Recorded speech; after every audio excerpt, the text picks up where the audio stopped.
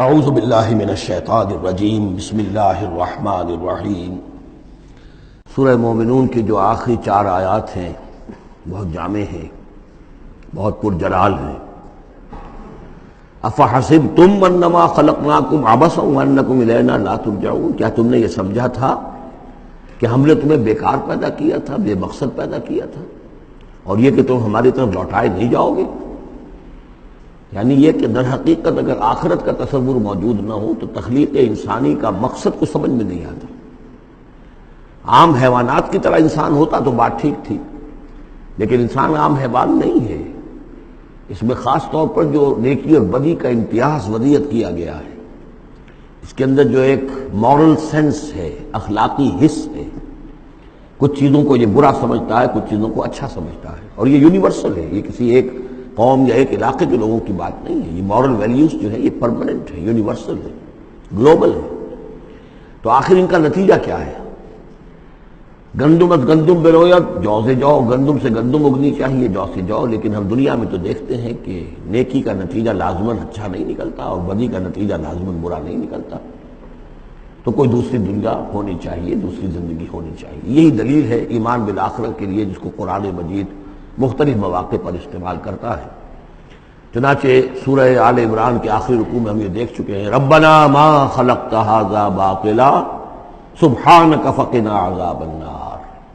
گویا کہ وہی بات یہاں ہے، اور اگر اسے اس پچھلے سلسلہ کلام سے علیحدہ سمجھے تو ترجمہ ہوگا کیا تم نے یہ سمجھا ہے؟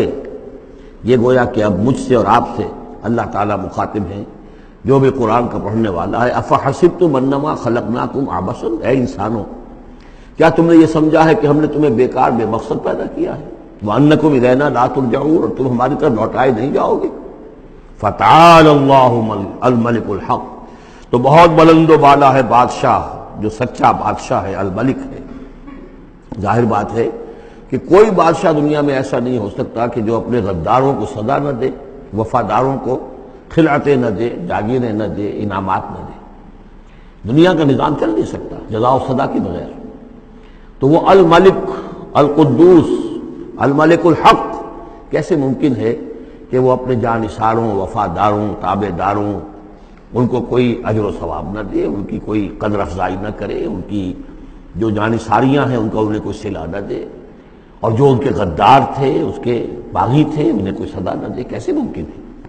وہ تو بادشاہ ہے، بہت بلند و بالا، اور بادشاہ برحق ہے۔ لا الہ الا ہو، اس کے سوا کوئی معبود نہیں۔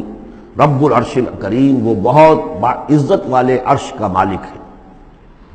ومن یدعو مع اللہ الہا آخر، اور جو کوئی بھی پکارے گا اللہ کے ساتھ کسی اور الہ کو، یعنی اللہ کے ساتھ پکارنا ہے، اللہ کو بھی پکار رہا ہے، کسی اور کو بھی پکار رہا ہے، لا برہان لہ بہ، اس کے لیے، اس کے حق میں، اس کے تائید میں کوئی برہان، کوئی دلیل موجود نہیں ہے۔ فإنما حسابہ عند ربہ، تو اس کا حساب جو ہے اس کے رب کے پاس ہے، اللہ تعالیٰ اس سے حساب لے لے گا۔ انہ لا یفلح الکافرون، اس میں کوئی شک نہیں ہے کہ ایسے کافر فلاح نہیں پائیں گے۔ وقل رب اغفر وارحم وانت خیر الراحمین، اور دعا کرو کہ پروردگار ہمیں معاف فرما، ہمیں بخش دے اور ہم پر رحم فرما، اور یقیناً تو تمام رحم کرنے والوں میں سب سے بہتر رحم کرنے والا ہے۔ صدق اللہ العظیم۔